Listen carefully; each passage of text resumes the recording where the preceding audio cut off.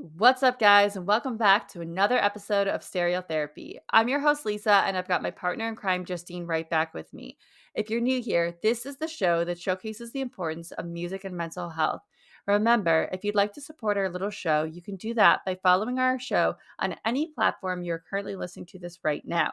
And remember, you can also head over to our website at www.stereotherapypod.com. We've got some blogs over there. We've got a playlist over there. You can just say hi to us if you want. It would just really mean a lot to Justine and I.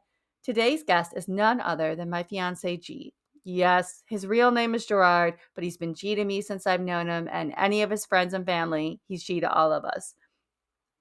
A lot of people ask for G to come on, and what better week than Thanksgiving week to put his episode out? G is a survivor of a work-related accident that he spent over 37 days in the burn ICU in Philadelphia. From amputations to endless therapies, he is just a true survivor, and I'm so lucky he is still here with us. We talk about music, how we met because of our brand new tattoos, how video games and their music play a role in his life and have been like therapy to him, and so much more. This is truly such a great conversation, and G is someone I just admire so much. And I know that might be easy because I'm engaged to him. But again, I admire him so much, and he's such an inspiration to all of us. Whew. Are we ready? There's my spiel. Here is our conversation with G.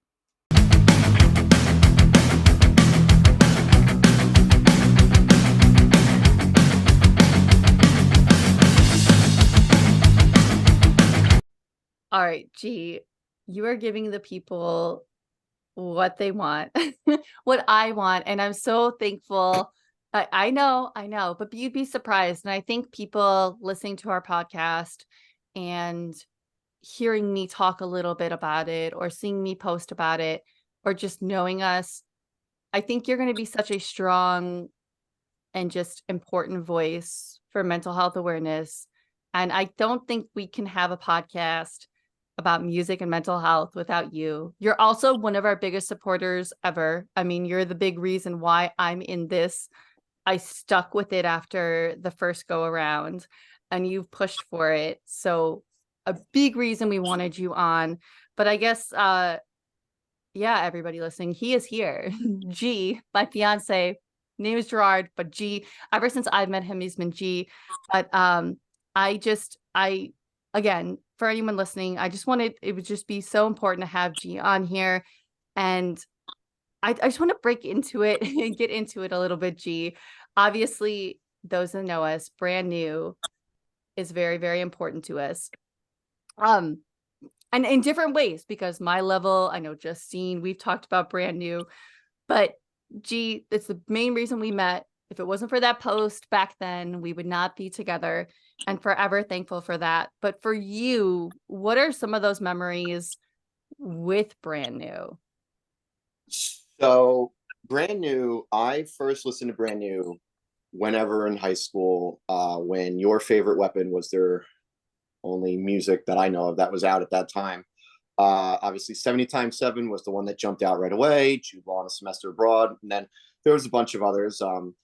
Little fun fact, on like my first cell phone, my first ever like text tone and call tones were those two songs, 70 times 7 and Jude Law. I forget which was which, but like, and it wasn't actual music, it was like the little beeps and boops text tones for each one. And then so they were one of the bands that I listened to. They but surprised, maybe not surprising, I don't know, even after Deja came out, Brand New wasn't one of like, they wouldn't be one of the first 5 bands I would list off when I think of the bands that I listened to most in high school. They would probably round out somewhere near the top 10, but they weren't like, oh my God, I love Brand New. That really wasn't Brand New for me back then. Those bands were like Yellow Card, Census Fail, and Coheed. Those were the three that jumped off the page that I say, and Saves the Day. They jump off immediately. Those are like my go-tos without question.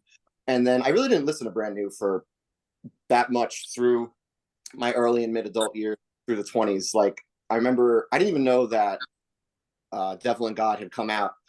I had been hanging out with a buddy shortly after high school, and he was like, yeah, Brand New's, album, whatever, just came out. And I think I was listening to Limousine at the time, and it didn't even really grab me. I was just like, this is cool. They got new music out. And then later on, when I did start listening to it a little more, the Devil and God album, it starts out right away with Sowing Season. And I'm like, all right, this is pretty cool. This is the brand new I know. It's hard, it's heavy, it's intense. And then it keeps going, and I'm just like, what is this? Like, this isn't the brand new I know. And then, I gave it more and more listens. And funny enough, the first song that really grabbed me, which I know Lisa will roll her eyes at, is Jesus Christ. It did. God. I used to listen to that. I'm like near loop. It was catchy, and I liked it, and the lyrics weren't too hard to understand. But the song that ended up really sinking its way in was, funny enough, Limousine. And if I had to pick one song off that album, that is easily the one. It is just, and I never, maybe to this day, I still don't even know exactly what it's about. I feel like I know what it's about. You've got to look into that. Yeah. I probably do. I'll tell you after this. Still later. And it is just like, I feel like if there is one marquee song that is like, what is brand new about? Like, what is their music about? That song is just intense. It is so intense, and it has such a up and down build to it. It starts off like insanely slow, then it just kicks it up to 100. I love it.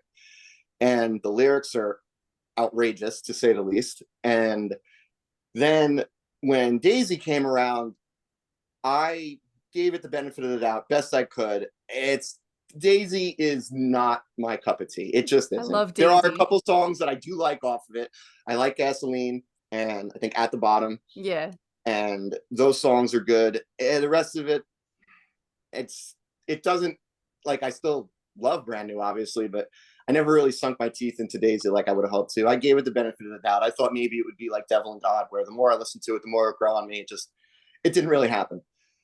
And then along the way in my late 20s, at this point, I honestly forget which tattoos I got first. I have on one arm, I got a whole bunch of Final Fantasy VII stuff. And on the other arm, I got a whole bunch of stuff about Brand New. But they were some of my first tattoos. And yeah, so I got at the very top of my arm, I have the Devil and God are raging inside me. That was the first one, because the jellyfish was when we met. That was the first one I did. It might have been the first out of all of them. Which is funny, because I also have a jellyfish for Brand New. Yes, I know, we talked about this. Yeah. I got the jellyfish with the spine as well, because I felt like I needed Devil and God, because that was the one that overall I loved the most. And then I needed the jellyfish with the spine for 70x7. Like, those are, I felt like, the must-haves. And then, yeah, somewhere along the way through, I think it was because I got these tattoos, I was just so like, oh man, I got to show this off on Instagram, which I was like just getting into at the time. And I found a couple fan pages that would post like, any Brand New related content that you may have. And tattoos was one of the most common things that people would show for their support of the band. And then when I went and posted it, along the way is when I met Lisa through the grapevine of one of the posts, and I saw her tattoo, and that's when I DM'd her, and that was that.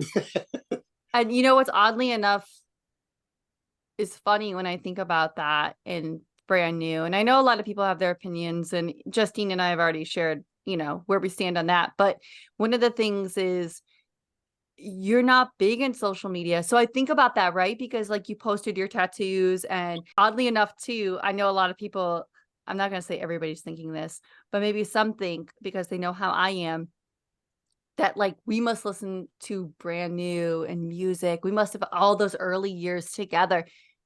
No, rarely. The most of music listening that we do together is when we do these really fun things. I recommend it to anybody to do this. But if you get with your partner or friends and you put on Spotify and like a genre they like, and you make them guess, because we do that a lot, where we have to, and he makes me guess and see how many I can get. And we have a lot of fun doing that. But that's the bulk of our music listening. And I think that that's just really cool and unique, because like, we really haven't had that, because we're very different. We're like, you love music, you loved Brand New. But I know that it's interesting that we're very different because obviously like this podcast, anybody listens to this, they know, and you live with me, so you know, you've been with me forever. But like that's what's so cool. And I think I love that you say that about Devil and God and Daisy, because a lot of people have that. Like, I know I personally love Daisy. I fight for that record. Science Fiction, their last one, I fight for that record too. But we have different takes on Brand New, which I think is really cool. We know you love Yellow Card.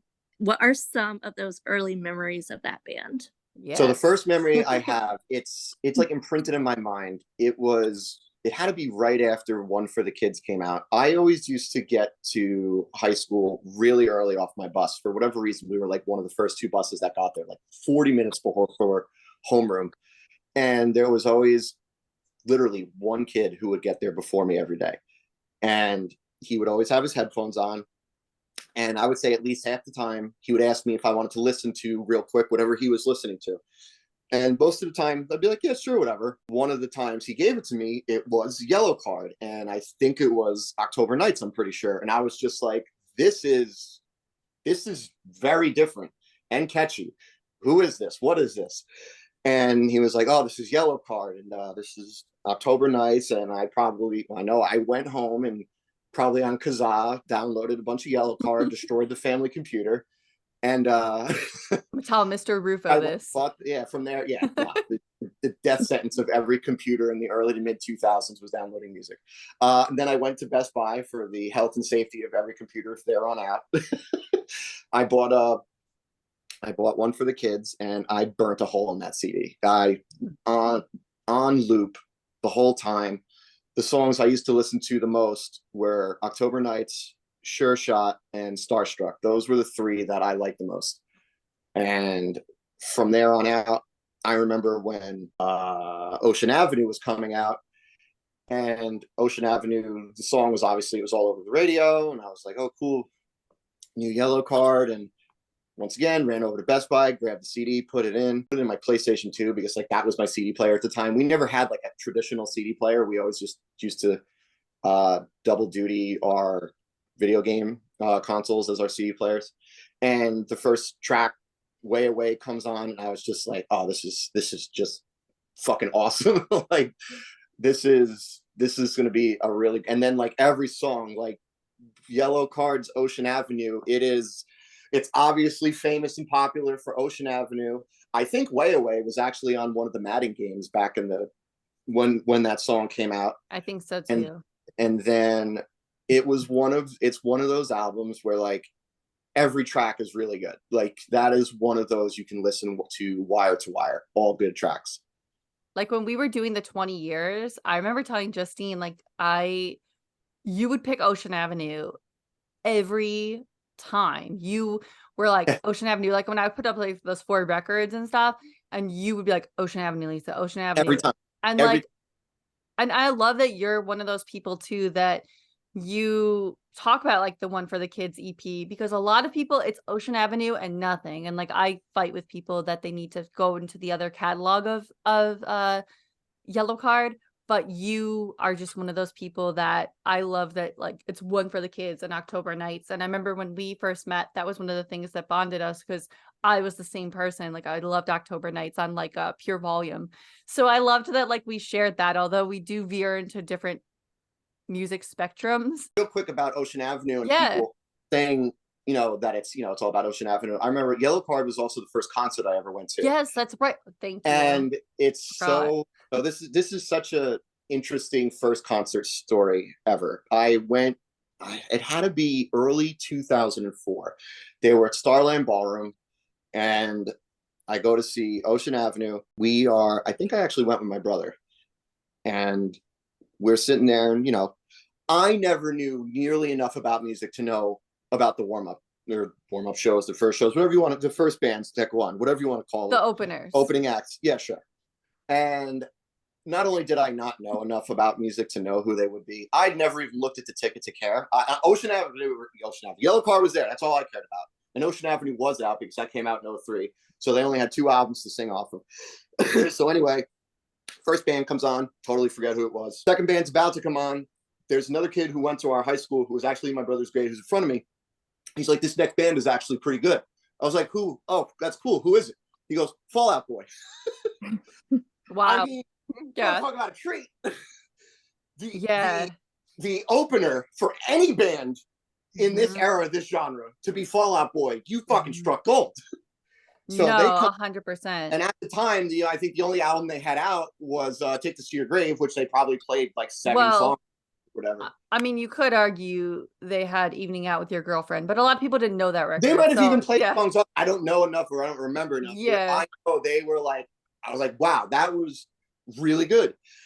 And then Yellow Card came out. They put on a great show. And for the band that, was known about for Ocean Avenue, their final encore was actually October Nights.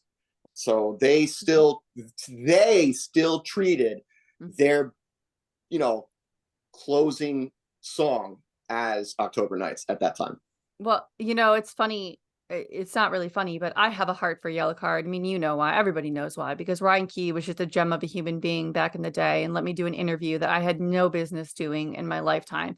So I have a heart for Yellow Card and just adore them. And I love that that's your first story, because we have different ways of going to concerts. Like Justine and I obviously met at a concert. I met countless people. I go to countless concerts, but you were very selective in your concert experience. But I know the answer to this, but I think it's interesting. But what do you think was like the best?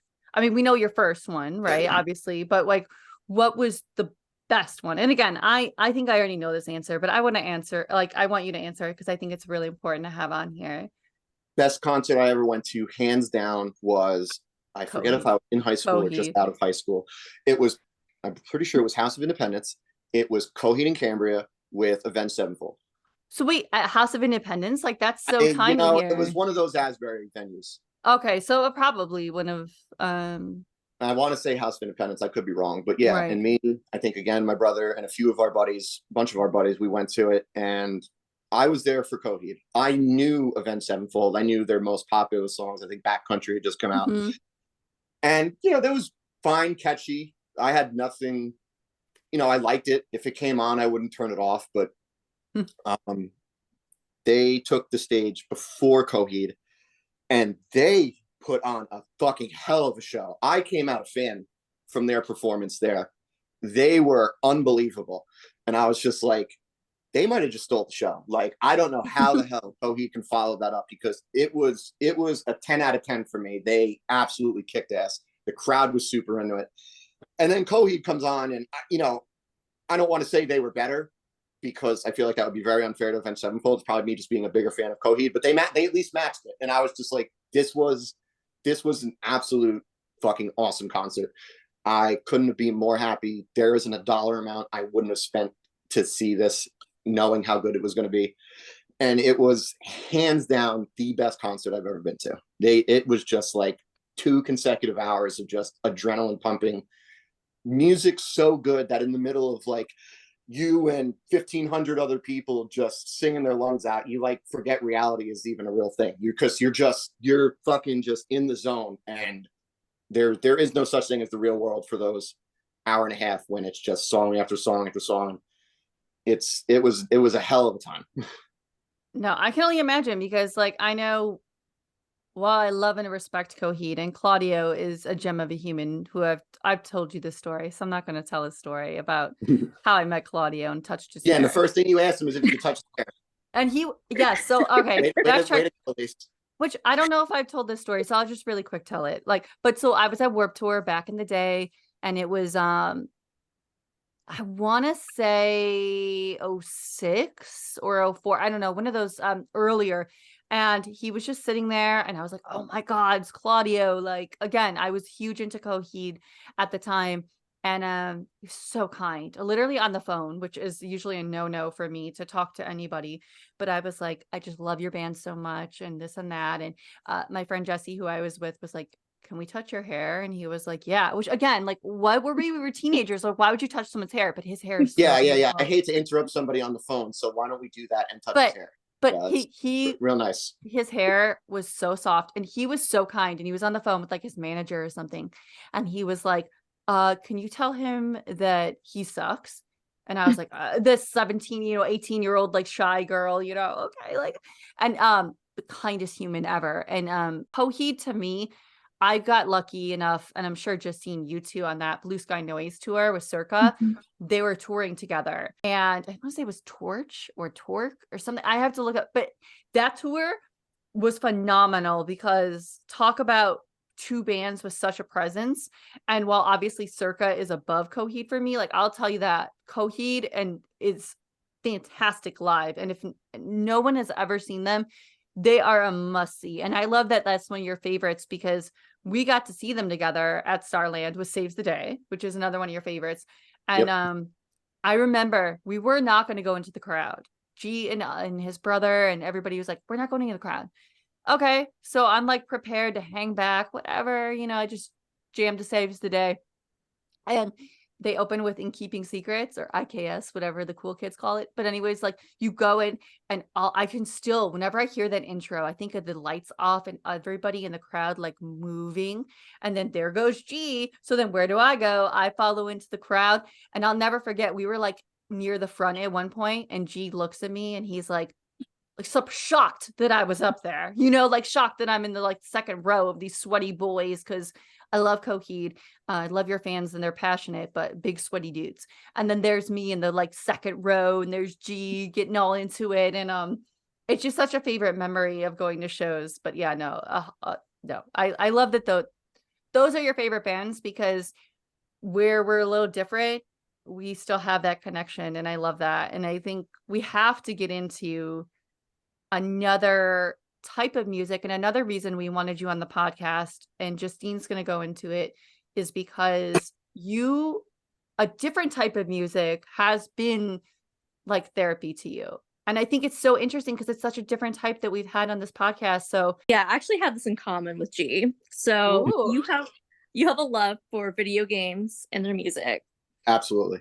It's safe to say that they've served as some therapy in a way. How has the music of video games, or just video games in general, been important to you? So like I've either I feel like I already know this, or I've experienced enough times where I don't need to look up to know that senses of like sound and smell, they're like extremely, extremely top memory.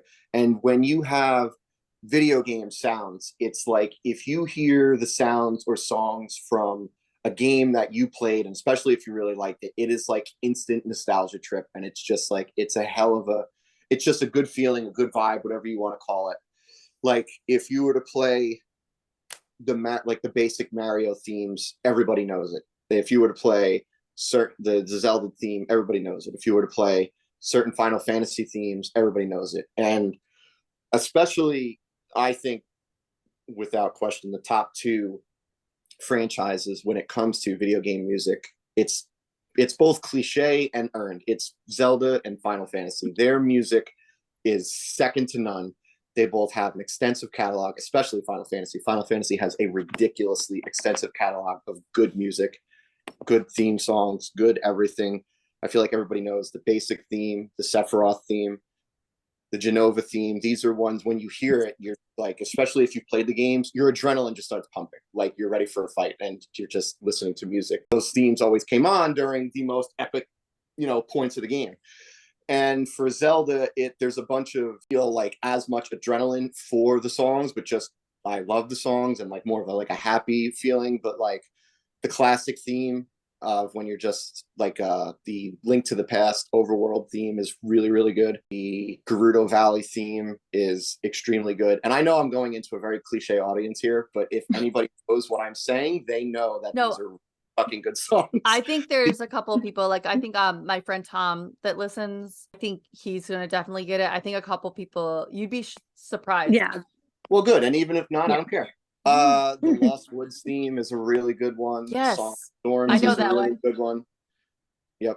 So like these, when I hear and I've gone as far as I love to go on like YouTube and look for remakes of these songs on like piano and various other instruments or live, or I think Final Fantasy has, they call it like Distant Worlds is the name of their like traveling orchestra that plays these at like venues for people willing to go and pay and watch a live orchestra play their catalog of music. Or Zelda probably has something similar, I would assume, but they are just amazing. And the way I have used their video game music more than anything, interestingly enough, is whenever I'm having my like roughest days, I rarely listen to music like outside of two environments. I listen to it when I'm driving and I listen to it in the shower. If it's not one of those two, I'm probably not listening to music.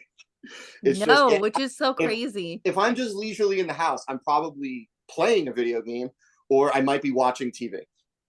And for me, watching TV means I'm watching Simpsons, South Park, Family Guy, or YouTube, or wrestling, or YouTube content about one of those topics and video games. Like that is it. 100%. I can Do confirm. not watch Everybody. I real can TV. confirm.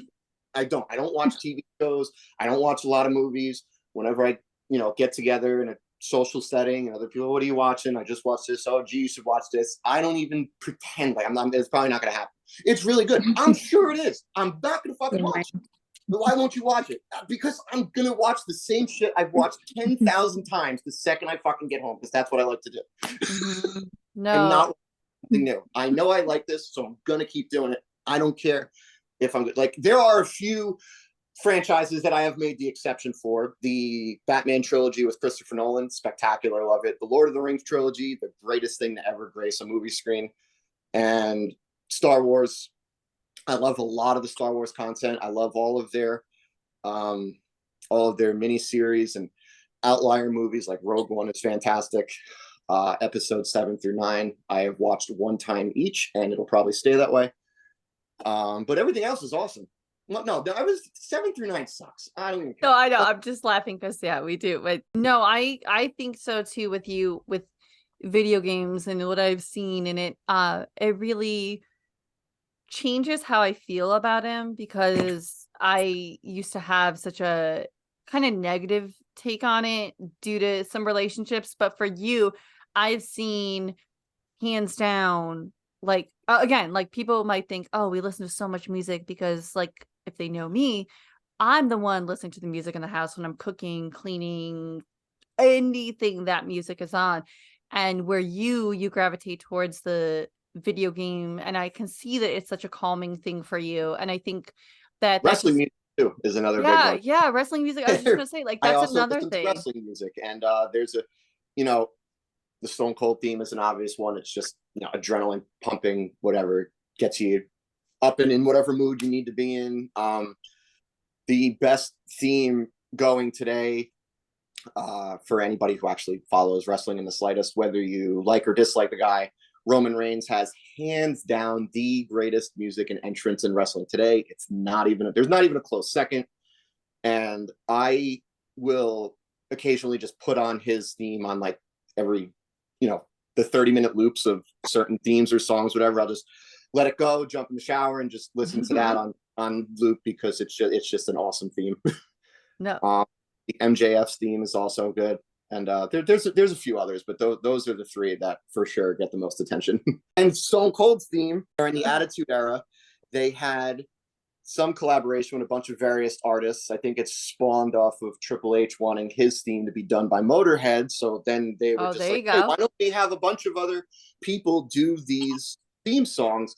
And Stone Cold's theme at the time was actually done by Disturbed. And when I told Lisa about that, she was like fucking shocked. I could not believe it. I did not think that was by my boys Disturbed in Chicago. And we only talked about this because my brother Danny got on this kick for about a few weeks where if there was a concert going down at PNC and the tickets were like dropping to $5 because they weren't selling out, he would just take it and go. And one of them was Disturbed. And I was like, let me know if they play Stone Cold's theme. Like, they didn't. I don't know if they ever have at a concert. But Lisa was like, what are you talking about? I was like, Disturbed did Stone Cold's theme back in like the early 2000s. He came out to it. No idea. Maybe a year and a half. But he came out to it at WrestleMania 17, which is like their most famous show ever. It was Disturbed's take of Stone Cold's theme. And they actually sing during it too. It's not just the instrument. They have a whole fucking song to it. And she was just like, I had no idea that. I was like, yep, no, Disturbed played Stone Cold's theme for about a year and a half. No idea. And shout out to Danny because I know he's listening. And yes, he's my concert buddy here.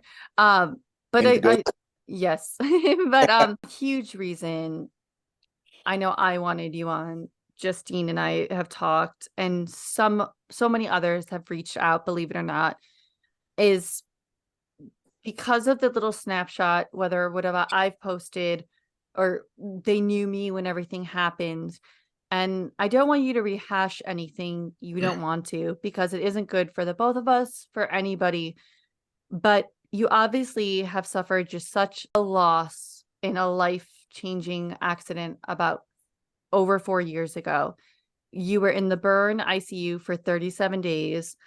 You've had amputations, you've had skin grafts, you trauma of being in the hospital, out of the hospital, mental health taking a tremendous dip because before I knew you, before the accident and we met, I was the one that had the mental health and things to take care of. But that sure flipped the switch when this accident occurred.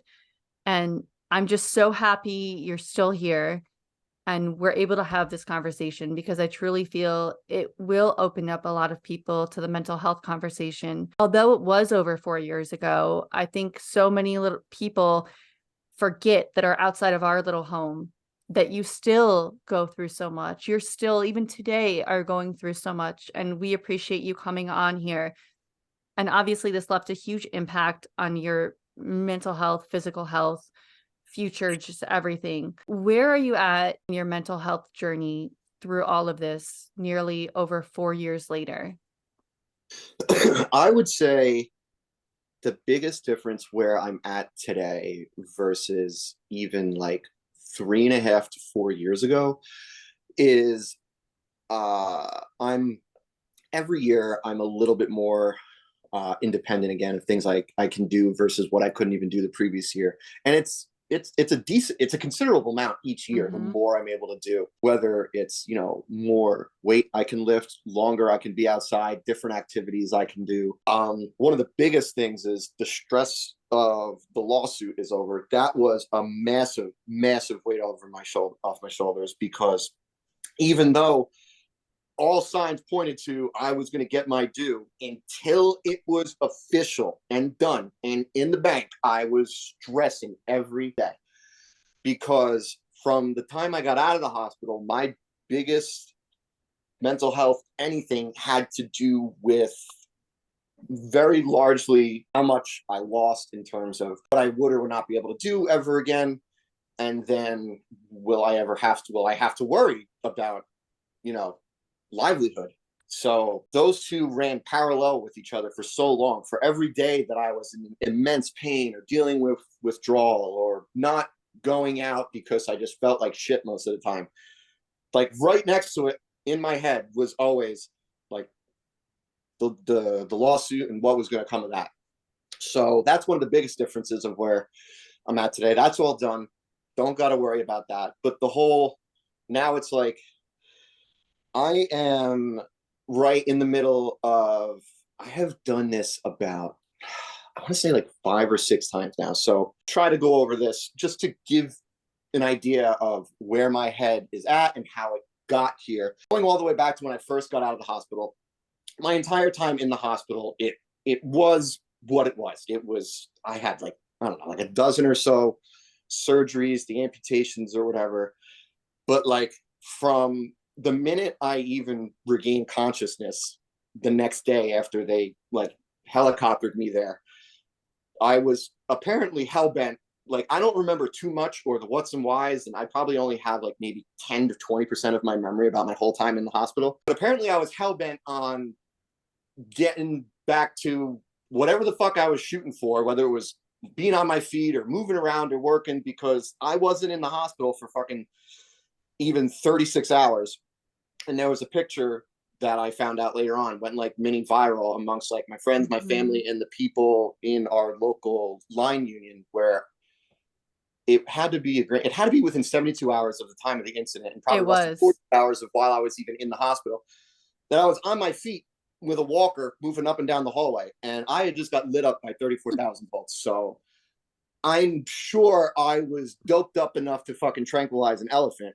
And I had a handful of nurses making sure that I wasn't going to fall down.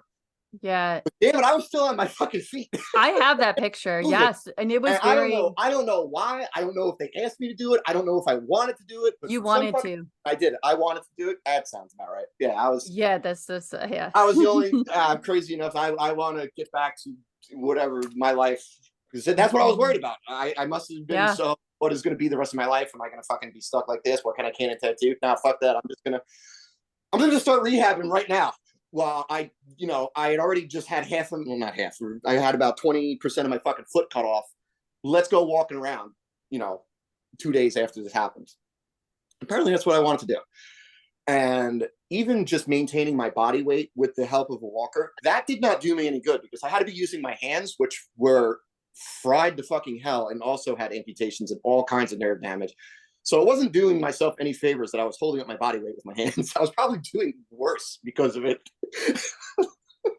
No, I remember that too. And you just coming to after going to the hospital in Philadelphia, and immediately, one of your first questions was, one, who saved me? And then shortly after that, you were like, the next day or hours, but you were basically like, I'm going to work again. I'm going to go back to it.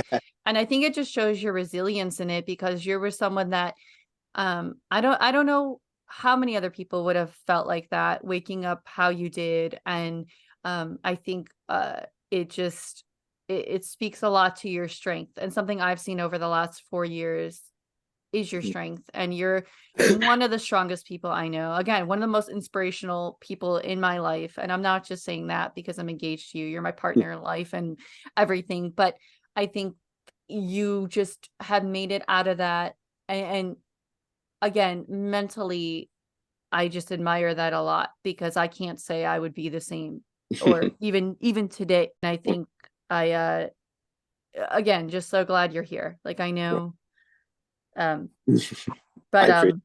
To carry on the point of where I was going with, what I've done time and time again is, so I was in whatever state when 37 days later, and I was going to keep traveling back to Temple's Burn Center.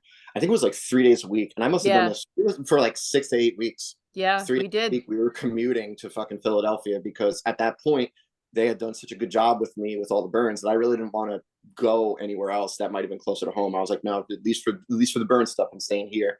Yeah. And, I went through all of the outpatient wound care, some of the occupational physical therapy there, and the one good thing about like those first 6 months was very encouraging, was since I had lost so much, there was so much to get back through my initial rehabilitation. So for those 6 months, I probably recovered the most out of any 6 month period I was going to. By the time I'd even gotten out of the hospital, I couldn't bend like most of my fingers beyond like 10 degrees, because the nerves were just fucking fried. Like they had been hurt, burnt, whatever. And after about 4 or 5 months, I was starting to hit a little bit of a plateau. We went for all of these nerve tests on my hand that had the most trouble with the fingers and stuff. And I had like an EMG and all these other things done. And to that point, we were thinking that, I was going to heal up to a certain degree, and then they were going to do this surgery that was going to really help accelerate the healing process and fix whatever problem there was with the ulnar nerve. We get all these results back, and in short, they were like, it turns out like your nerve has a lot more permanent damage than we realized when we first got in there, opened it up, and, did what we had to do to get it to where it's at now. But there's like the surgery that they had been telling me about was apparently now off the table. And basically I had whatever I had. They weren't sure if this was it. They weren't sure if there was going to be much more progress. And at this point, I probably couldn't bend my fingers more than like 30% of a closed fist. Like I couldn't even come close, like even touching my fingers to my thumb, really. And then I remember like my initial reaction when they told me that, I don't even know. Like it felt like my world just ended briefly. I was like, I get home and I'm sitting in my room, and I feel like at this time I had also started dabbling a little bit with video games, and I was so terrible because my hands just wouldn't fucking work, and I was just so pissed. Like I was just, it's like, I can't even do what I enjoy the most, and like, it was just. And I took like, I think I had like a half full water bottle around my room, which is like a fixture in any room I am in, as anybody could tell you. Half Yep. filled water bottles, empty water bottles, full water, but whatever. So then I took one and I just started squeezing it like as hard as I could, and more and more and more. And in a matter of minutes, that 30% plateau had moved to like 50. And I was in so much fucking pain I can't even describe, to get that extra little bit of squeeze on my hand. And at this point, I had actually weaned off of opiates for about 3 months. I want to say I had been completely off of them. And pushing past that plateau was not going to be doable unless I got back on the opiates, because there was nothing else that could even remotely control how painful this was. So, I wasn't happy about it, but it kind of started this cycle that would repeat itself over and over. From like every so many months, I would improve, I would plateau. In order for me to get past that next plateau, I would need to really push hard, way past like I would be to not be in a tremendous amount of pain. And at the end of every cycle, as I was starting to plateau, I would be taking less of the opiates. Oh, well, here we go. Here's another fucking wall. Well, there's only been one way to get through this wall the last 2 times. It's to use every ounce of what I have and fucking barrel through it. And then I would start to, all right, well, here comes some more painkillers to help get through this plateau. And I have been doing that time and time again for the last about 4 years now. And that is where I'm still at today. I have felt the effects of withdrawal, which it's not good, but at the same time, I'm not going to act like I am on a severe amount of potency with these pills. I'm only taking 5 milligram pills, but when you take 5 milligram pills for 25 days, you get enough in your system where to be without it for a few days, it fucking sucks.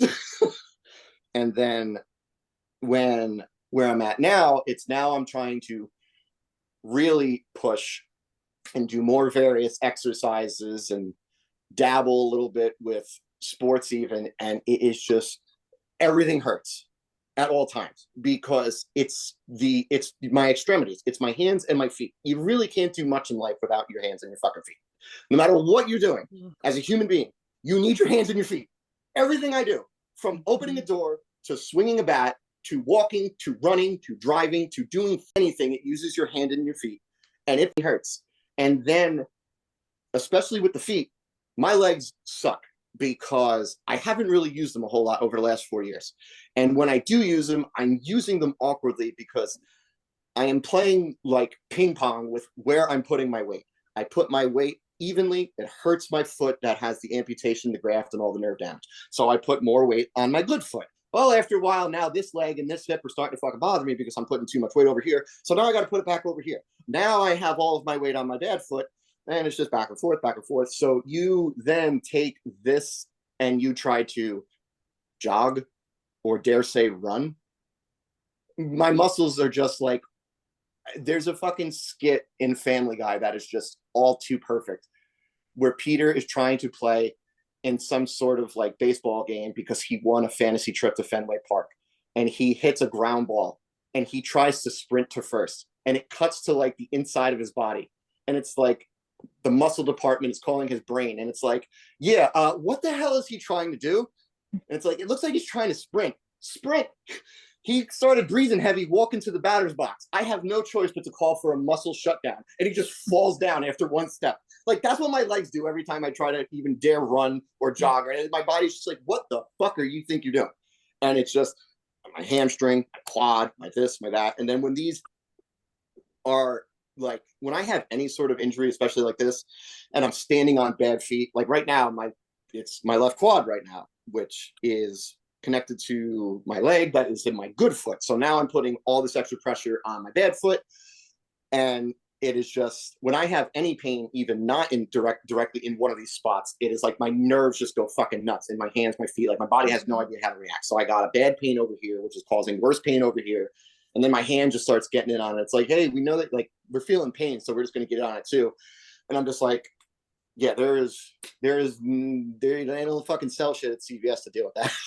No. And I think that's one thing I really, again, admire about you is because of the severity of your injuries and the permanent of, like you've said, when you got hurt, I thought, again, I had to, and not to boast myself, but I was helping you anywhere from eat to shower to tie your shoes and all these things. And now that you're independent in those, you still permanently have those things where it was, even if the tightness of a water bottle, you couldn't do yourself. And I think some people forget, because it has been a while, and the fact that you still suffer through these things, and these are part of your new normal. And I know we're gonna go into that a little bit. What has been the most difficult in navigating your new normal? I would say the most difficult for me is getting through the first hour of every day. Mm-hmm. And I could go hand in hand with that with sleeping. Those have been the two toughest things over the last 4 years: sleeping, and then getting up the first hour of the day. And getting up the first hour of the day is better than it used to be, but my sleep is getting worse. There was at least 3 years in a row where the first hour of the day was like fucking torture. And I honestly think a lot of my sleep problems stem from that, because like I wouldn't want to go to sleep, because I knew when I went to sleep I was going to wake up and I was, everything stiffens up when all of my hands and my legs and my grafts and my feet and all this stuff, like when I'm sitting there for 6, 7, 8 hours, I'm going to get up, and it was torture. My hands would be in so much fucking pain. My feet would be killing me. And there would be days where I had things on the table, like I had to make it to a therapy appointment at 9, or maybe I had a telepsych appointment with whoever was handling my psych stuff. And I would just tell Lisa, I was like, call everyone, cancel everything. I ain't doing it. And in the very early goings, Lisa tried to do what anybody in that position would do. They would try to be like, this stuff is important. She found out real quick, when you're going through what I was going through and what I felt, what I was dealing with, and everything going on in my head, in my body, you do not give what anyone thinks you should or need to do that day. You don't, period, end of story. Save your breath. I ain't fucking doing it. No, that was, I think, the toughest part in going through that, because obviously your accident was one of those ones that you needed occupational therapy, you need physical therapy, not only that, but just to get up and do those things. And I think my heart goes out to any other partners that are there and are the caretaker, because as you went through your mental health journey, you're kind of just going through all your various rehabs and everything to get better. It was tough on me. So again, as anyone's listening to this, my heart goes out to any caretaker, because you don't know exactly how to be there for someone. And it was just a different thing to navigate for us in our relationship, because it never was like that. And I went through, I would say for the large majority, most of my therapists, doctors, most of my occupational physical therapists, doctors, and psych therapists were actually pretty good about it. Like they would do the same thing. They would have like a little bit of like, trying to treat me like, any patient who would cancel out, like, the whole, you're supposed to give notice or whatever other fucking bullshit. And at at this juncture of my life, for these 3 years, I had not even zero. I had a negative filter of when I would see these people in person and tell them exactly how I felt about my call outs, when they were going to happen, and if anybody had anything to say about it. And it's almost like a lesson in life for people who even aren't going through what I'm going through. So, if you just confront these people, they usually back down pretty quick. so Because at the end of the day, they're getting their money one way, or they're gonna get you're paying them for a fucking service. And yeah, there might be some times where I don't show up, but the therapists that I had that were awesome, and they understood and they talked me through it all, and they were on my side and worked with me. They were awesome. And well, I can agree. And I think when we talk about that too and mental health, you are someone that uh does attend therapy, and we've had our share, and we've talked about that too, that it sometimes takes a couple therapists, and luckily you're with a great one now. And I think one of the things you've said, a lot of people will say how lucky it is for you to be here. And that's one thing that really gets you. And I think, again, it's all in how the language, and it's an innocent thing, but to you and going through what you've gone through, it's not. And I've even had to relearn some of the language that I've used, right? Because I used to say things like that and not realize when someone's going through something or went through something traumatic, how that can be. What is your best advice to someone that has gone through, whether it's a tragic accident or they're suffering from anything mentally? And what would you say to someone from the outside looking in to help them understand your point of view, and maybe why something like that could be triggering? I would say there's nothing you can say. That's it in a nutshell. And anybody who's in my Mhm. shoes of what you could say to the people, so you save your breath. Right. And I have said this to all three of my psych therapists. I let them know in the first visit, you have no idea. You could have all the credentials in the world. You may have helped thousands of people before me. You ain't helped me yet. You didn't live Mhm. this. Not one person you've had lived exactly this. Don't ever, ever try to act like you know how I feel or how I should respond to anything, because you don't.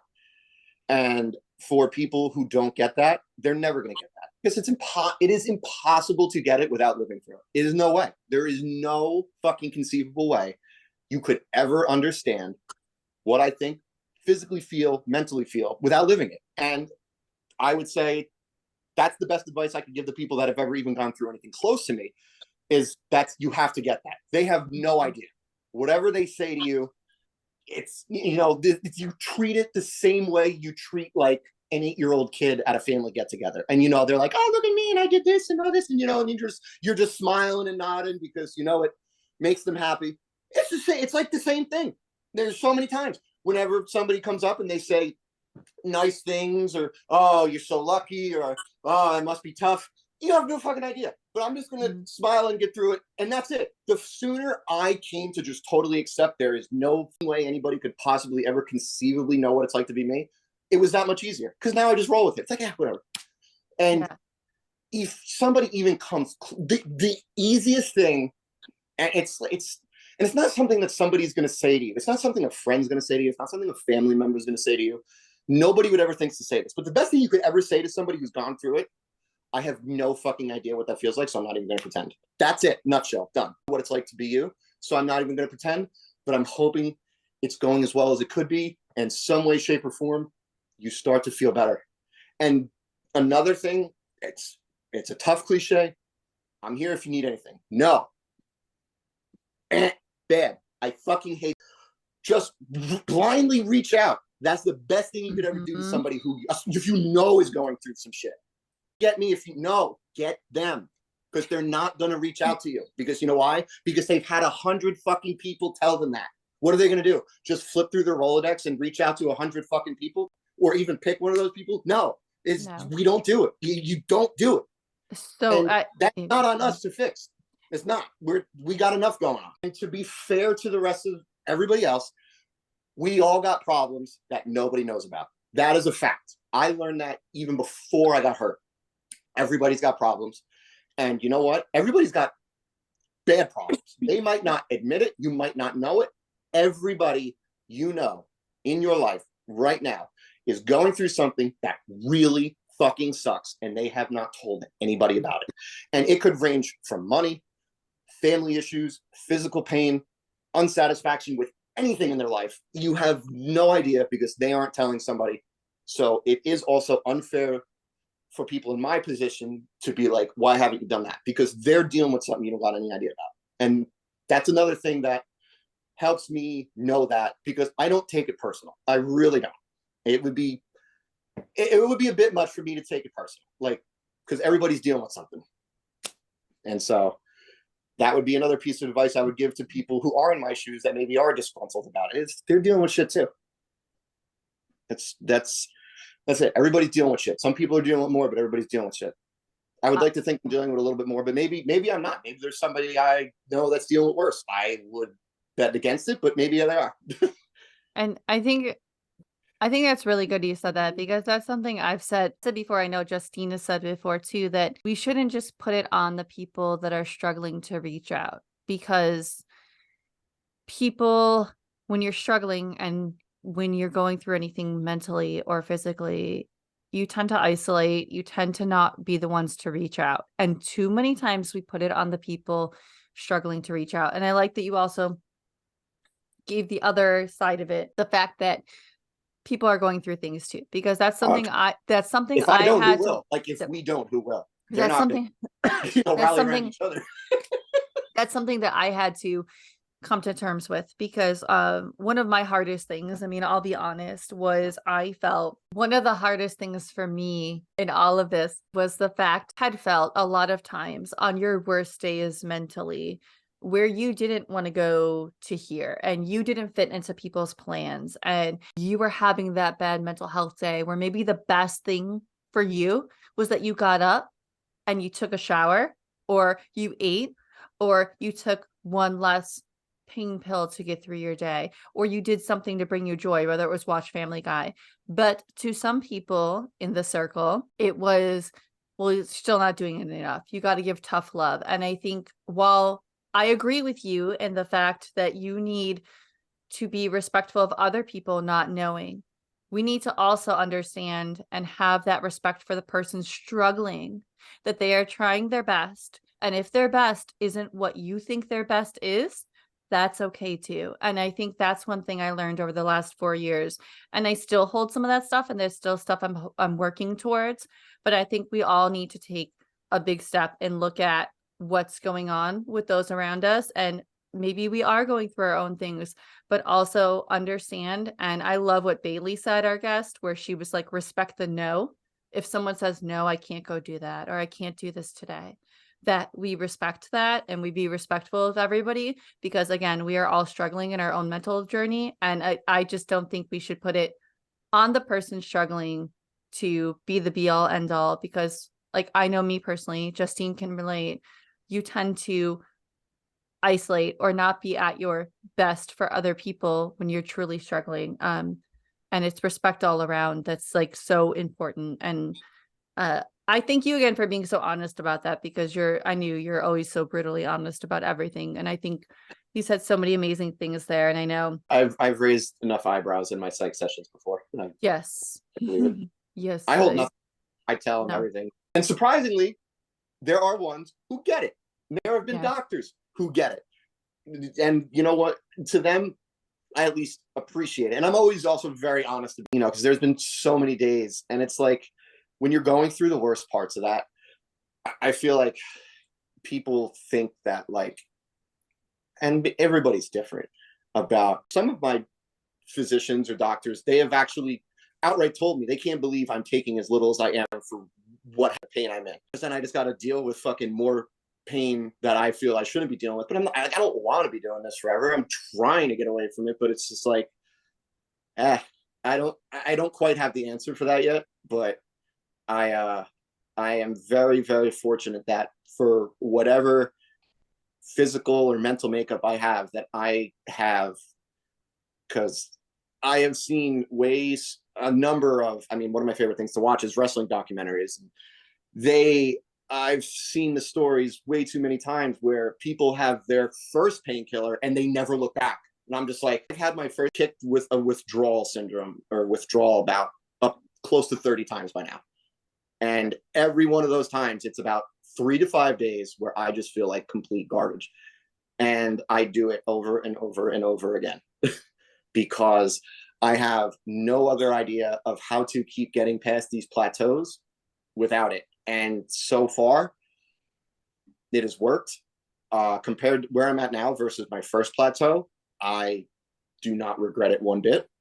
I am trying to find a better way out of this, but until I do, because my end goal, ever since apparently day 2 in the hospital, is to get back to complete normal, you know, minus what I obviously can't get back in my fingers and toes.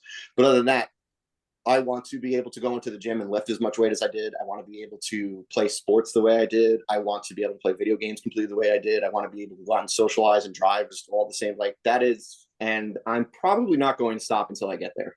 So, And I hope you don't. yep. And I know you, Oh, I know I'm not going to you, stop until I get no, there. So I I know hope I you will get get there. before I do something dumb. You will get But there. And I think that kind of goes into, What do you think has been your biggest accomplishment since your accident that you are most proud of? easily standing up the second day in the hospital. It's I don't know fucking how or why, but I don't think I'll ever top that for the rest of my life. I hope I don't have to, but it has to be that without a question. you know, because There, that's, there is nothing else I think that I've done that even pales in comparison to doing that. Like pound for pound, there's no way. I'm very happy at how far I've come. There's a lot of, you know, I'm very happy I regained my independence. I'm very happy I've done all this therapy. I'm very happy I have, you know, battled through bouts of the withdrawal and the dependency and getting back to being able to do things I thought I'd never be able to do again and playing video games. Like there's a world of things I'm very happy and proud of. And overall, I'm very happy and proud of myself, sure. But there's no fucking way anything could be even close to standing up and walking around a little bit that day. I have no idea what possessed me to do it or how I did it, but there's a picture out there. no, there is, I have that picture. I think that's one of the things for me is to see your independence, because I know that when we were early on, you needed me from anywhere. And I think this just goes to like show how grateful and thankful we should be if we can do these things, like as small as pick your nose you couldn't do, you know, if you had to do that, it sounds silly, but like that, or you know, when you went to the bathroom or taking a shower, feeding you, opening up a water bottle, opening up any little thing, somebody had to, and most likely it was me. But when we had to do those things, and I think we take a lot of those things for granted. Like I always thought, you know, if that was me, I had hurt my finger once when we were home. And I remember being so nervous to be like, I'm in so much pain. My finger hurts, right? And like my hand, because you've lost, you're never getting that back. And for me to be like, wow, you know, this is only 3 days in this position, and I'm already like, this is so hard. And that's another reason why I admire you so much, because of the fact that you never once, you would get upset as anyone would, but very rarely did I hear you really complain. Like you may be angry, and you were angry, but you never complained about not. You always found a way. And even now, looking 4 years later, you always find a way to do things that like I never thought you could do. And I think that's just going to hopefully inspire someone else listening to that, that like maybe today it's very tough, but your tomorrow could be totally different. And I think that's why you're going to be such an inspiring, or you are such an inspiring person to so many, and to so many more that will meet you, because you just have that fight in you. And you did, like you said, you stood up, you were wanting to do that. You tried to do so many things on your own, and you lost independence and you gained independence in the hospital. There were so many moments where maybe you couldn't do this, and then you were a fall risk, but you just kept on. And I think so many in that position, I don't know if they would have been. So again, I'll say out of out of everything that I couldn't do for the first like 7 to 10 days that I was there, I would have never guessed this in a million years. But the one thing I was by far the happiest when I was able to do it for the first time, and it wasn't even me doing it. It was when they took me in and they were going to do some treatment in that sterile room that was like on the same floor where they had like all of the abilities for like rinsing and soaking and stuff. And the one nurse was like, "Do you want me to wash your hair?" And I was like, that would be fucking amazing. I haven't even felt like what would even be close to a hot shower or bath in almost 10 days. And I didn't care how I smelled. It was probably awful, but just the feeling of like hot water and shampoo in my hair after like almost 10 days was like heaven on earth. That was the one thing I didn't even realize but I missed it the most, was just the ability to, clean yourself with hot water. It was like heaven for not having it for almost 10 days. Like I couldn't do anything for 10 days. But like, I remember what it was like when I slowly was able to like hold a cup again for the first time, or use the bathroom again by myself, or any of these other things. But it was that first time I had my hair washed with hot water. It was like that was easily, without knowing, what I missed the most out of everything I lost. That felt the best to get back briefly. Yeah, and that just goes to show those little moments that, again, like, we all take for granted all those things and those abilities to do that. And I mean, you've had some extremely hard days, to put it lightly, that so many don't know about. I mean, maybe they think they know, but they truly don't know. And seeing you sometimes get up on those tough days, where I know me, when I'm going through it mentally, that's the biggest struggle, is getting out of that bed there, or even taking that shower. For you, I guess, advice, if we want to call it that, but what advice do you have for someone that's going through a difficult moment, whether it is an injury, whether whether permanent or not permanent, or just a rough time in their mental health? What kind of drove you to always try and get up and do something in your day when it was that difficult? Or if someone's watching someone go through this, maybe they're going through it because they're trying to help. Maybe they're on my end, right? They're the caretaker. So I would say two things. One, I remember when I started playing Final Fantasy 11 again. That was absolutely huge. I hadn't played it in almost like 10 years. It was their first MMO. I know Final Fantasy 14 is the much more wildly successful and popular one, but there is still a small community out there that plays the original from like 2003, Final Fantasy 11. And it was still going. I was able to recover my old account and start playing again. And even though, like, I had my hands were the way they were back then, MMOs, for the most part, it's a much less mechanically intensive game, so it's very easy to play, and it's mostly just about knowledge. Anybody who might be listening to this can tell you the best skill you could have in an MMO is knowing everything. If you know everything, the execution is usually very easy. Knowing everything is the hard part. So I was able to get back into that, sink my teeth into it, and it didn't take me long before I went from, I hadn't played in 10 years, to, yeah, I'm one of the best ones that plays this again. And that felt great, because then I started putting, a little group of friends together and doing things. And I was now dependent on, if you wanted to get up and do this event that day, they weren't going to do it without me. So like having that little something to be dependent on to show up and do, that was a good feeling. And being good at it was a good feeling. And the second thing kind of ties into that a little bit. Anything that brought me, like, when you do anything at all, and it hits that thing in your head where it was like, this is enjoyable, and it made you happy. Like, I was like taking mental notes. And one of the more expensive things was when I discovered DoorDash, and at my fingertips, if I wanted a snack, an ice cream, fucking chicken fingers, whatever like that, it was at my door.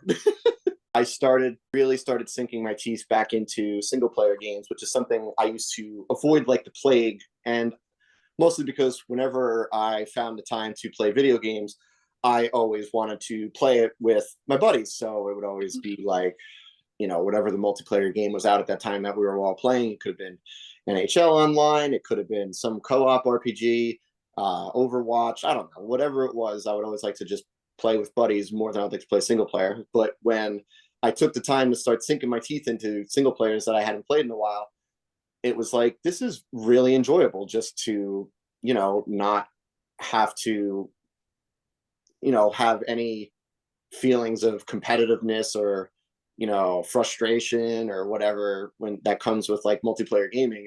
It was just good, easy single player games, a good story driven game, or even just Mario games. I'm really playing a lot more now lately too. Um, Music, funny enough, was one of those things. Whenever I would go and take, there was a period where when I was really dealing with like the worst of my nerve pain, I was probably finding my way into the shower like 5 times a day just to have that calming presence for 20 minutes with some hot water. And I would be putting on who knows what music. My playlists over the last 3 years, the Spotify Wrapped was always like the most ridiculous things. When the year would come to an end, it would be like this Final Fantasy song or this wrestling theme entrant. And it's just like, who else has this mix of a Spotify Wrapped? Like, I have to be in like the 0.01% of people who have a Spotify Wrapped that looks like this. But like these little things, it would be like, hey, this makes you happy, feels good. And then I would just be like, all right, well, you know what? I'm going to fucking ride this out for as long as it does. And as long as any little thing, no matter how silly, made me happy, I would do it. And it was as simple as that. Gee, again, another reason we really wanted you on here was because you've gone through so much. And I think that's such an understatement for me to say that. Anybody that truly knows you and the fact that you're still here, you're still trying, and you're still trying to get to that point, to get to who you used to be. And you're doing various things. And I am so proud to know you and be with you, and also give you this platform to speak for so many people that maybe it's a different situation, but they're in a boat like yours. I'm not going to say similar because maybe not, right? Your case is one in a million. And I think that it's just It doesn't so need to be like mine now. And then funny enough, I'm almost glad you brought that up, because one of the things that over the course of the last few years that would pop up is if, and I had to tell her to stop doing it, was when Lisa would, know of whether it was people we knew, people we were acquainted with, or anybody just on social media complaining about whatever was going on in their lives. And, it could be as trivial as, I don't know what's like they got their order wrong at a restaurant, all the way up to, whatever is just below what happened to me. And Lisa would always be like, these people, they think they know what's hard in life, and look at them complaining about this, and look at what you're going through. And I'm like, you need to stop doing that. Everybody has the right to complain about shitty things going on in their life. And if you hold it against what happened to me, nobody's allowed to complain.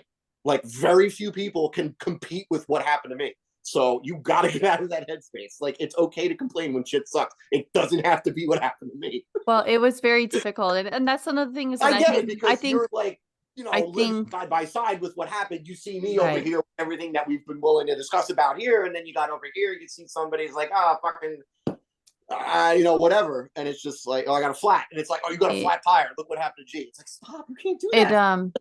I think, and that was partly me, was, It might have been situational too. Like if it's somebody who didn't seem like they cared enough, and then they were complaining about something small, and it was like, okay, like you can understand that a flat tire happened, but not, you know what I mean? And that's so something too, I think I should just, to speak for a caregiver side in this, when we talk about mental health too, is I've been very open. My biggest dip happened. There were times I would not get out of bed. There were times I just going through that because, I already had my anxiety disorder. I go through all that, and my seasonal depression that's creeping up right now. And so then I had to table that and take care of G, which I, with all my heart, would do in a heartbeat again. And again, it's what you said, Justine. It's tough because, again, we can't expect others to know, but I think so many important things were said today in terms of both sides of that coin, right? Maybe you're watching your friend go through that.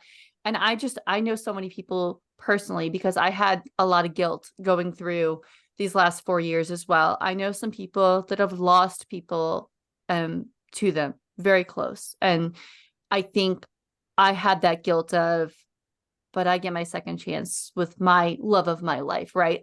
We're here. It's difficult, but we're here. And how do I also not carry that guilt with me that I have you? And although it's difficult, and things like, it's lucky to be here, and and people will say that and angers you. But I've been so lucky, and I feel so lucky. And so my heart goes out to anyone listening to this that is not in my position, to where even on my tough days, being there for you, or our tough days in this house, and going through whatever we did mentally, that there's people out there that I know are going through it right now. So I have to say that, and that it truly can get better, because I've seen you from day one since the accident till now. And are you who you used to be? No, but you are on a good path. And I'm so happy that we are in this better place. And I can just hope in the next 4 years, you'll be somewhat back to your old self. And I think we appreciate you sharing everything you have, because obviously our podcast is music and mental health. And I love what you shared about video game music, because it's totally new and totally different than anyone Video game has music is shared. awesome. I mean, there's so much good video game music out there, and even video game music that isn't like great. There's video game music that when you hear it, you tie it to a good memory, and I think that's what makes video game music so great. And I'm with you, because I've seen firsthand, as much as people want to bash video games and their partners playing it at times, I've seen very, very much so how video games in your life, the music in your life, has these last 4 years, like you've said, it gave you purpose. It got you out of bed. You felt like, oh, I have something to do, where maybe you couldn't do what you used to do, whether it was work or drive or all of these things you used to do, or take part in events friends were attending because it was just too painful for you. You had that video game and those people that needed you. And I think, again, like whenever anyone's struggling, to kind of look and see if they have something like that, maybe we take a step back and maybe we don't bash it as much, because it really taught me that too. Instead of getting upset at video games like I did before your accident, I was so thankful for video games and what they provided for you. And again, so thankful for music, because three would not be here right now talking, and I would not be with UG, and I would not have my, partner in crime, Justine, with me either. So, and we just want to, again, I know it wasn't the easiest for you to have these conversations and be open, but I truly think that somebody going through something tough will maybe find a piece of themselves in it. And that's what it's all about. And we can't thank you enough for taking the time today and sharing this. And I just appreciate you so much for doing that. Yeah, it was fun to be on. And I would guess another thing, like listen, I had some pretty low moments through the course of this, but one thing I never really had, and was asked to me like I literally probably like 70 to 80 times over the course of various questionnaires that they make you fucking fill out every time you go for a new psych this or then an evaluation. Like they'll hand you a packet of like 400 questions, and really it's more like 80 unique questions. Like whatever the number of unique questions are, they ask you it 5 times throughout it, 5 different ways to see if you're lying. And every time this came across, it was like, are you having suicidal thoughts? Have you ever thought of killing yourself? All this stuff. And I had to keep saying, like, no, like, I'm not, like, stop asking me. And I remember when I went to the second place and they handed me all this paperwork, I refused. I didn't want to do it. And I also didn't like the place either. I had a bad feeling about it right from the minute I walked in. I was like, this looks like your textbook fucking, they just, revolving door. They treat each person the same and they just collect a check. I had that, and I ended up being right. And I actually fought with them about it. And I was just like, but for me, the reason that, like, was there ever times where I was, self-medicating when I should have been? Yeah, absolutely. Have I ever been, that bad where I thought that? No, I really didn't. And for me, one of my biggest things was, I wanted to, and still do, get back to normal. It's 4.5 years later. I ain't there. I don't know when I'll be there, but it's like, that's something to shoot for. It was always a big thing for me to, and as shown through when I was explaining earlier about every time I get to a plateau, I got to basically beat the shit out of my body to cross through it and, get to that next one. and it's a lot of ups and downs. It was a lot of miserable pain and medicine and probably drinking and all this shit to fucking cope with it. But I got through each one, come hell or high water. I was never satisfied. And a lot of that has to do with, yes, by nature, I am extremely competitive. I may not always show it as much when I'm out and about with all of my buddies and they're playing softball because I'm usually the most mild mannered one. But yes, I'm just happy to be alive and out there. So it's a little different for me. But I have an insane competitive streak. And that competitive streak included, it sounds so cliche, but defying the odds. Because I feel like ever since 5 months out of the hospital, or even surviving to begin with, I have been defying the odds. And I'm going to continue to do that all the way until I don't even want to be as good as I was before. I want to be better than that. And, I want to be better than all the people I ever do any activities with. I want to, just stick it up the ass of every fucking miserable circumstance that got me to that point and had this happen to me and be like, yeah, I fucking made it back and then some. So, I don't know if that's the glove that fits everyone, but if you could find anything even close to it, I think that it definitely helps get through really shitty stuff, as well as everything else that I've spoken about before, about just doing any little thing that makes you happy, no matter how silly it is, no matter how unconventional it is. If going to Target and spending $200 on Halloween decorations makes you happy, go fucking do it. Worry about the rest later. Who gives a fuck? Go do it. Whatever it takes. And if you can't afford that, go get the cheap shit. But if it makes you happy, do it. Just go fucking do it. Like, don't think, just go do it. You'll be happy about it. Worry about the rest later, because it's a lot harder to worry about your mental state later than it is to worry about, how am I going to come up with this $40? No, I agree. That's something you've taught me along in this too, is take care of yourself. Any little joy, whether it is your favorite cookie, coffee, or anything, Just do it. go do that. And I think Don't that try to is something. rationalize it. The Yeah. top rationalizing anything, whenever you try to rationalize something, the very fucking top thing on the list should be, does it make me happy? And if the answer is yes, find a way to fucking do it. Just do it. It doesn't need to be productive. Don't worry about how else you could have spent the money or your time or effort. Just fucking do it. It makes you happy. That's all you need. You don't need any other fucking reason to do it. That's it. And you don't need to explain that reason to anybody else. Fuck them. That's all you need to know. It makes you happy. Done. Sold. Do it. I agree, but I'm just again, thinking of Shia LaBeouf with the flames. Like, just do it. yes. Oh my God, that's what we need right now. But G, again, like, I love you so much, and I appreciate all you've said, and I truly think this is going to help a lot of people. And again, thank you for taking time for us and coming on. And again, you're the biggest supporter. You've pushed me to do this, and again, even when you were going through the worst of it, you helped pick me up during my worst of it, and forever thankful, and just love you so much. Well, thank you.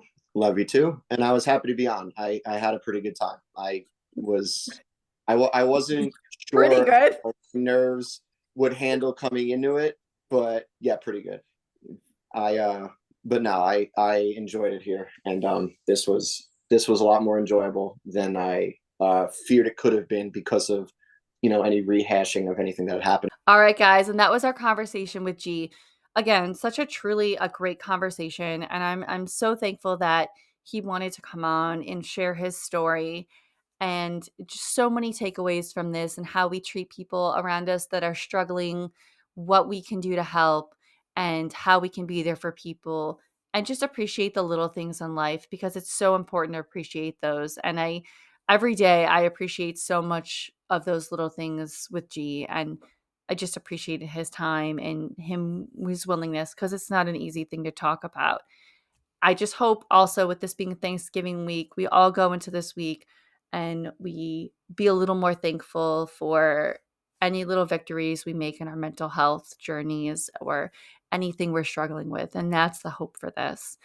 For Justine and I, you guys will hear us next Tuesday, but I want you guys to all have a wonderful Thanksgiving if you're listening to this week, whether it's a small thing like G and I are having or a big event, whatever your own little thing is. I hope you have a wonderful Thanksgiving. We're so thankful for every single listener that takes time out of their day to listen to this thing, and we just love you all. So have a great Thanksgiving. You will hear Justine and I next Tuesday, bright and early as always. All right. Bye, guys.